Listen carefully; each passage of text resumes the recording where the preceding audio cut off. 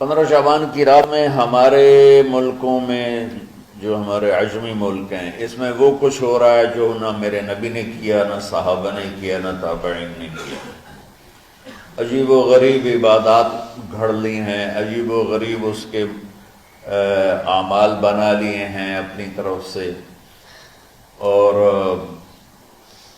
مسجدیں بھری ہوتی ہیں اور روشنیاں لگی ہوتی ہیں۔ معاف کر دے ان لوگوں کی باتوں پہ نہ جائیں جو بلا وجہ پریشان کرتے ہیں لوگوں کو۔ شب برات کا حوالہ بھی نہیں مل رہا، حالانکہ ترمذی شریف میں حدیث موجود ہے، سیاستہ کی روایت ہے ترمذی میں۔ پہلے کہتے ہیں سیاستہ سے دکھاؤ، جب سیاستہ سے مل گئی تو آپ اور کدھر جانا ہے؟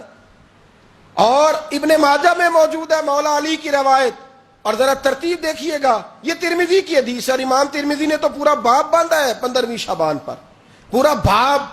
اب تمہاری مرضی ہے اگر تم نئی بات کو سمجھنا چاہتے، لیکن میں نے پہلے بھی کہا تھا پھر کہتا ہوں، اگر ہمیں کوئی شخص کہتا ہے کہ شب برات کو اٹھ کے نفل نہ پڑھو، تو بھائی نفل ہم نے پڑھنے اللہ کی رضا کے لیے، ہمیں کسی بندے سے ڈگری لینے کی ضرورت نہیں، نہ تو ہمارے اور رب کے درمیان معاذ اللہ کوئی وسیلہ ہے کہ تو کہے گا تو پڑھیں گے، جب دل کرے گا پڑھیں گے، اور جتنے دل کرے گا پڑھیں گے۔ ہم تو نفل کہہ رہے ہیں اس کو، ہم نے کب کہا ہے ضروری ہے جو عشاء پڑھ کے سو جائے فجر تک سویا رہے، ہم اس کو گناہگار نہیں کہہ رہے، لیکن یہ ضرور کہیں گے کہ گولڈن چانس مس کر دیا اس نے چانس مس کیا ہے، یہ تو اللہ کی رحمت کا موقع تھا۔ حضرت سیدہ عائشہ صدیقہ رضی اللہ تعالی عنہا ارشاد فرماتی ہیں کہ شعبان کی 15ویں رات تھی، یعنی شب برات کی رات، فرماتی ہیں شعبان کی 15ویں رات تھی، میں نے اچانک نظر ڈالی تو حضور میرے بستر میں تھے، پھر میری نظر پڑی تو حضور نہیں تھے، میرے دل میں گمان آیا، خیال آیا کہ شاید کسی اور زوجہ کی طرف حضور کا میلان تباہ ہو گیا ہو، وہاں تشریف لے گئے ہوں۔ فرماتی میں اٹھی باہر گئی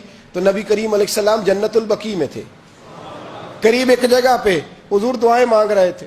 فرماتے میں گیا تو حضور فرمانے لگے، ابو بکر کی بیٹی تو نے کیا گمان کیا کہ اللہ کا رسول تیری حق تلفی کرے گا؟ عرض کی حضور آپ مالک ہیں، کہیں اور جانا چاہیں تو میری طرف سے پابندی نہیں۔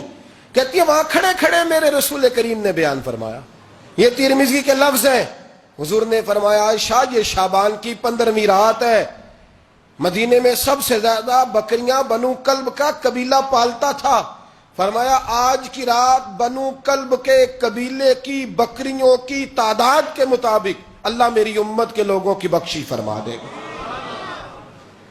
یہ وہ رات ہے۔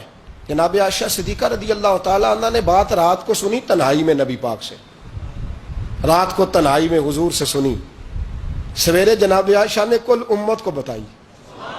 اگر یہ بات اہمیت والی نہ ہوتی تو بی بی صاحبہ آگے روایت کرتی، یہ کتابوں میں آتی، یہ لوگوں کو بتاتی۔ حضرت عائشہ نے روایت کیا اور مولا علی شیر خدا نے تو کھل کے کہا، ابن ماجہ میں حضرت علی سے پیار کرنے والوں کے لیے الگ عنوان، مولا علی نے کھل کے فرمایا شعبان کی 15ویں رات کو رات عبادت کرنا اور سویرے روزہ رکھنا۔ حضرت علی کا لفظ بائی نہیں سیاستہ میں، رات کو روز عبادت کرنا، دن کو روزہ رکھنا۔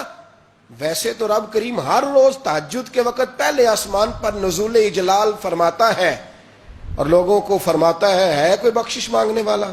کیا انداز ہے مولا علی شیر خدا حدیث روایت کرتے ہیں، رنگ کیا ہے؟ فرمایا باقی راتوں میں نا تھوڑا سا پیکج ہوتا ہے، تھوڑا سا آخری حصے میں رات کے، شب برات کو نا رات چڑھتے ہی اللہ پہلے آسمان پر جو اس کی شان کے لائق ہے نزول اجلال فرماتا ہے، اور پہلا جملہ یہ فرماتا ہے کوئی معافی مانگنے والا؟ اللہ کرے آپ کو سمجھ آئے، یعنی معافی دینے والا کہہ رہا ہے چلو آؤ ادھر آؤ ذرا معافی مانگو، میں معاف کرنے آیا ہوں، مانگو معافی، ہے کوئی معافی مانگنے والا؟ معاف کر دیں گے۔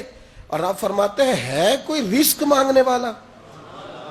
وہ جو بڑی درخواستیں دیتے پھرتے ہیں نا مختلف اداروں میں، وہ ایک درخواست نا شب برات والی رات بھی دے۔ اور میں نہیں کہہ رہا، مولا علی شیر خدا فرما رہے ہیں، اور وہ خود نہیں فرما رہے، وہ نبی پاک کا فرمان نقل کر رہے ہیں، اور وہ رسول اللہ صلی اللہ علیہ وسلم کی بات نہیں بیان کر رہے، وہ کہتے ہیں رب فرماتا ہے کوئی روزی مانگنے والا؟ سارے سیٹھوں نوابوں جاگیرداروں کے پاس جا جا کے تھک گئے ہو، ایک دن میرے کہنے پر، ایک رات، ایک دیہڑی ذرا شب برات والی لگا کے تو دیکھو۔ تو میرے رسول پاک علیہ السلام نے ہمیں یہ میسج دیا، پیغام دیا، فرمائے اس رات جو اولاد مانگے گا رب اسے بھی عطا فرمائے گا، اس رات جو اللہ سے بخشش مانگے گا اللہ اسے بھی دے گا، اس رات جو رب کریم سے عزت مانگے گا اللہ اسے بھی عطا کرے گا. شارحین نے لکھا اس رات جو رب سے پردہ پوشی مانگے گا اللہ اسے پردہ پوشی بھی عطا کرے گا.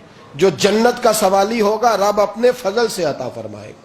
کوشش فرمائے 10 محرم کو ہمارے ہاں لوگ جاتے ہیں قبرستان.